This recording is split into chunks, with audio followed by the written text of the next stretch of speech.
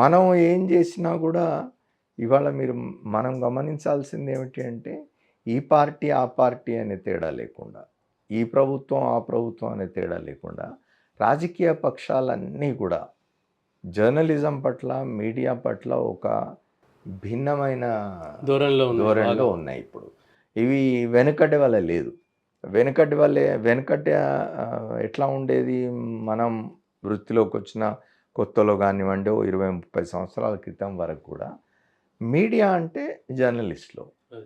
జర్నలిస్టులను చాలా గౌరవించేవాళ్ళు రాజకీయ పక్షాలు, రాజకీయ నాయకులు. జర్నలిస్టుల చెప్పే మాట నిన్నగాక మొన్న ఎప్పుడో ఒక వారం క్రితం అనుకుంటాను, తెలంగాణ ముఖ్యమంత్రి రేవంత్ రెడ్డి గారు నవ తెలంగాణ అనే దినపత్రిక 10వ వార్షికోత్సవ సభలో మాట్లాడుతూ ఒక మాట అన్నాడు ఆయన. గతంలో మేము జర్నలిస్టులు వస్తే వాళ్ళు మేము మాట్లాడేదానికంటే ముందు మేము మాట్లాడబోయే అంశానికి సంబంధించిన వివరాలు వాళ్ళని అడిగి తెలుసుకునేవాళ్ళం, ఫీడ్బ్యాక్ తీసుకునేవాళ్ళం, ఒక గౌరవం ఉండేది. ప్రెస్ కాన్ఫరెన్స్ అయిన తర్వాత కూడా వాళ్ళతో 10 నిమిషాలు మాట్లాడేవాళ్ళం. అట్లాంటి అనుభవం మీకు కూడా చాలా ఉండి ఉంటుంది. జిల్లాల్లో పనిచేస్తున్నప్పుడు మనతో మంత్రులు కానీ, రాజకీయ నాయకులు కానీ అప్పట్లో ఏదైనా మాట్లాడదలుచుకుంటే, ఈ అంశం మీద నేను మాట్లాడదలుచుకున్నాను, ఏం చెప్తే బాగుంటుందని అడిగేవాళ్ళు. ఇవాళ అది పోయింది. 2 జరిగినాయి. ఒకటి, జర్నలిస్టులు ఆ గౌరవం పోయింది జర్నలిస్టులది. రెండవది, రాజకీయ పక్షాలు కూడా ఏం ఆలోచిస్తున్నాయంటే, ఇంతమంది జర్నలిస్టులను ఏంది గౌరవించేది, యాజమాన్యాన్ని మంచిగా చూసుకుంటే సరిపోతుంది అనే ధోరణి బాగా ఎక్కువైంది. దానివల్లనే సోషల్ మీడియా ఇప్పుడు దానివల్ల ఏమైంది, ఇప్పుడు ఈ మెయిన్ స్ట్రీమ్, మనం ఏదైతే సోకాల్డ్ మెయిన్ స్ట్రీమ్ ప్రధాన స్రవంతి మీడియా అంటున్నామో, ఆ మీడియాకు సంబంధించి యజమానులు వాళ్ళ వ్యాపార ప్రయోజనాలు, చాలామందికి రాజకీయ ప్రయోజనాలు కూడా ఉన్నాయి. వాళ్ళు వాటిలో పడిపోయిన తర్వాత ఈ జర్నలిస్టులు ఏం చేయలేని స్థితి, యజమాని ఏం చెప్తే అది రాయాల్సిన పరిస్థితి. ఇవాళ ఎడిటర్ కూడా, ఒకప్పుడు మా దగ్గర ఎడిటర్ అని అంటే యజమాని కూడా ఎడిటర్తో మాట్లాడడానికి భయపడేవారు, చాలా గౌరవం ఇచ్చేవాళ్ళు. చిన్న ఉదాహరణ చెప్పగలను. ఇండియన్ ఎక్స్ప్రెస్లో పనిచేసినాను నేను, 10 సంవత్సరాల పాటు పనిచేసిన ఇండియన్ ఎక్స్ప్రెస్ గ్రూప్లో.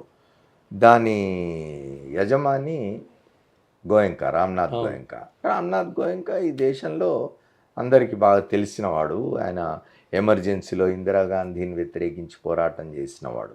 ఆయన పత్రిక నిలబెట్టుకున్నవాడు. ఆయనకు చాలా పత్రికలు ఉండేవి. ఇండియన్ ఎక్స్ప్రెస్ ఇంగ్లీష్ పత్రికే కాకుండా భాషా దినపత్రికలు కూడా ఉండేవి. తెలుగులో ఆంధ్రప్రభ ఉండేది, కన్నడంలో కన్నడ ప్రభ ఉండేది, ఇంకా ఇట్లా రకరకాల భాషల్లో కూడా పత్రికలు ఉండేవి. ఈ అన్ని పత్రికల సంపాదకులు ఎవరిని ఆయన కలవాలనుకున్నా కూడా ముందుగా చీటీ పంపేవాడు ఆయన. మీ సమయం ఉన్నదా, నేను వచ్చి కలవాలనుకుంటున్నా అని. అక్కడి నుంచి ఇవాళ సంపాదకులు యజమానుల ముందర నిలబడి మాట్లాడాల్సిన స్థితి వచ్చింది. ఇవాళ 1-2 మినహాయింపులు ఉంటే ఉండొచ్చు, ఇంకా సంపాదకులు 1-2 చోట్ల ఏమైనా గౌరవం లభిస్తుండవచ్చు, కానీ మొత్తంగా ఇట్లా ఉంది. ఏమైపోయిందంటే, ఎప్పుడైతే ఆర్థిక ప్రయోజనాలు, రాజకీయ ప్రయోజనాలు యజమానుల ఇదైపోయినాయో, ప్రధానమైనయో, అప్పుడు సంపాదకులు కానీ, కింది స్థాయిలో ఉన్న జర్నలిస్టులకు కానీ ఆ గౌరవం, ఆ మర్యాద లేకుండా పోయింది. దాంతో ఏమైంది, ఇప్పుడు ఈ సోషల్ మీడియా అనేది వచ్చింది. సోషల్ మీడియా అనేది వచ్చిన తర్వాత దానికి ఎటువంటి అడ్డు ఆపు లేదు, దాన్ని ఎవరు నియంత్రించేవాళ్ళు లేరు. నియంత్రించేవాళ్ళు అనగానే మళ్ళీ కొంతమంది మన వాళ్ళకి నియంత్రణ అంటే వేరే మమ్మల్ని నియంత్రిస్తారా అని. నేను అనే నియంత్రణ అది కాదు, మనం నియంత్రణ అనేది విధించుకోవాలి. ఇప్పుడు ఒక పత్రిక ఉన్నదనుకోండి, ఒక దినపత్రిక ఉన్నది, మన ఇద్దరం కూడా చాలా కాలం దినపత్రికల్లో పనిచేసినాం. దినపత్రికల్లో మీరు జిల్లా కేంద్రం నుంచో, జిల్లా నుంచో విలేకరిగా మీరు వార్త పంపితే, నేను హైదరాబాద్లో ఉన్న విలేకరిగా నేను వార్త పంపితే, మన వార్త మనం పంపినట్టు యాజ్ ఇట్ ఈస్గా వేసేవాడు కాదు కదా. దాన్ని చదువుతారు, దాన్ని అవసరమైతే ఎడిట్ చేస్తారు. అదొకవేళ సమాజానికి నష్టం చేస్తుందనో, లేకపోతే మన పాలసీకి విరుద్ధంగా ఉన్నదని అనుకుంటే అసలు వేయరు.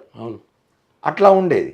ఇవాళ సోషల్ మీడియాలో ఏమున్నది, వాడు ఏమి రాస్తే అది, అతను ఏం రాస్తే అదే, ఏం చెప్తే అది, ఏం చెప్తే అది, ఏం చెప్తే అది, ఏ భాష వాడినా, అసభ్యంగా ఉన్నా, ఎంత అభ్యంతరకరంగా ఉన్నా కూడా వెళ్ళిపోతుంది జనంలో.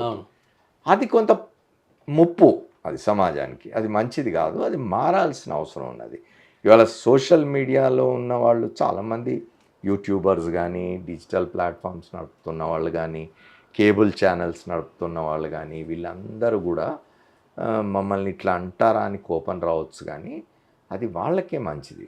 కొంత బాధ్యతగా స్వయం నియంత్రణ అనేది విధించుకొని ప్రొఫెషనల్గా కనుక ప్రవర్తించినట్టయితే అట్లాంటి ఛానల్స్ కొన్ని ఉన్నాయి వాళ్ళ దేశంలో.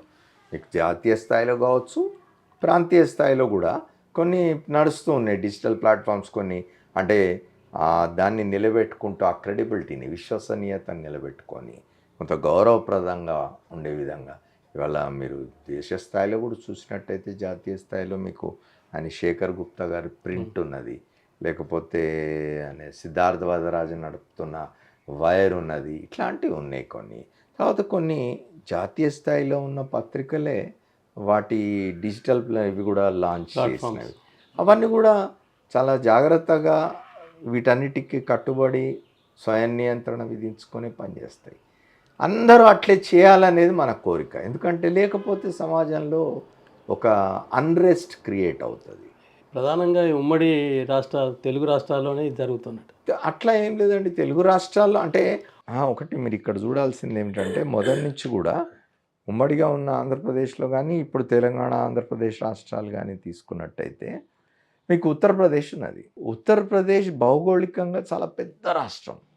అంటే ఇప్పటికి ఇంకా ఒక 6 రాష్ట్రాల కింద విడదీయడానికి అవకాశం ఉన్నంత పెద్ద రాష్ట్రం వైశాల్యం రీత్యా, జనాభా రీత్యా.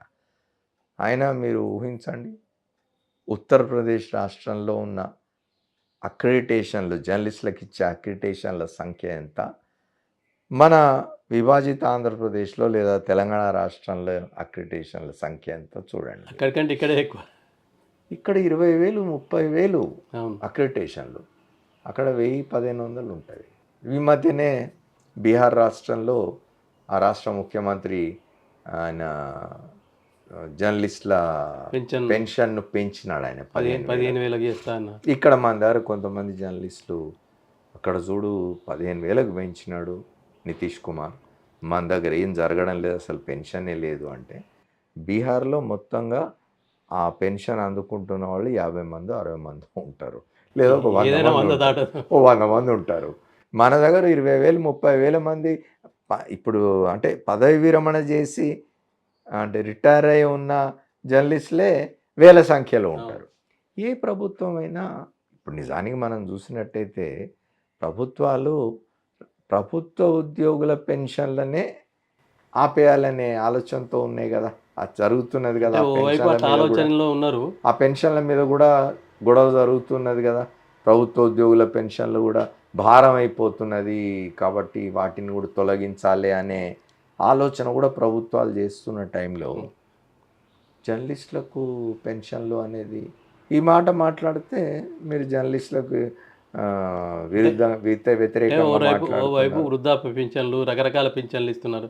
చేనేత కార్మికులు, బీడీ కార్మికులు సామాజిక పెన్షన్లు ఇస్తున్నారు. అవును, సామాజిక పెన్షన్లు ఇస్తున్నారు. వికలాంగులకు, దివ్యాంగులకు కావచ్చు, ఒంటరి మహిళలకు కావచ్చు, వితంతువులకు కావచ్చు, వృద్ధులకు కావచ్చు ఇస్తున్నారు. అది దాన్ని మనతో కంపేర్ చేసుకోవడానికి లేదు. ఇప్పుడు మనలో కూడా జర్నలిస్టులో కూడా ఎవరన్నా వృద్ధాప్య పెన్షన్కి అర్హులైన వాళ్ళు ఆ వృద్ధాప్య పెన్షన్ కోసం దరఖాస్తు చేసుకొని తీసుకుంటే ఎవరికి అభ్యంతరం ఉండాలి, అట్లా తీసుకుంటున్నారు కూడా, తీసుకుంటున్న వాళ్ళు ఉన్నారు. కానీ ఇది ఒక ప్రత్యేకమైన సెక్షన్గా మాకు ఒక ప్రత్యేకతను ఇచ్చేసి మాకు వేరేగా ఇవ్వాలి అని అన్నప్పుడు ప్రభుత్వాలు ఇవన్నీ ఆలోచిస్తాయి. ఇస్తే సంతోషం జర్నలిస్టులకు. ఒక ఇప్పుడు నేను 50 సంవత్సరాలుగా ఉన్నాను. నేను నిజానికి నాది మామూలు మనం ప్రభుత్వ లెక్కల్లో మాట్లాడుకోవాలంటే నేను రిటైర్ అయ్యి 10 ఏళ్ళు అయి ఉండాలి, 10-12 ఏళ్ళు అయి ఉండాలి. ఇప్పుడు నాకు 77 వయసు నాది. నేను 70 ఏళ్ళకి వచ్చినాను.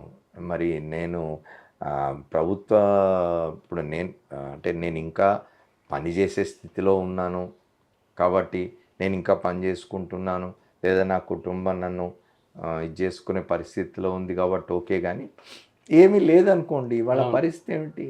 అట్లాంటి వాళ్ళని ఏం చేయాలి, ఎట్లా ఆదుకోవాలి అనేది కూడా ప్రభుత్వాలు ఆలోచించాలి. ఎందుకంటే నిజానికి వాళ్ళ ప్రభుత్వాలు ఒకప్పుడు వేరు, ఇప్పుడు ఎట్లా మాట్లాడుతున్నామంటే ఎందుకు మీరు మాకేం చేస్తున్నారని, ప్రభుత్వానికి ఏం చేస్తున్నారని ప్రజలకు ఏం చేస్తున్నారని మీరు మీ యాజమాన్యానికి ఊడిగం చేస్తున్నారు, మీరు మీ యాజమాన్యానికి సేవ వెట్టి చాకరీ చేస్తున్నారు. చేస్తున్నారు సార్. మీరు వాళ్ళ దగ్గర జీతాలు కూడా సాధించుకోలేక మా దగ్గరకు వచ్చి ఇవన్నీ అడిగితే ఎట్లా అని ప్రశ్నిస్తున్న ప్రభుత్వాలు కూడా ఉన్నాయి. ఉన్నాయి. దానికి ఏం జవాబు చెప్తాం?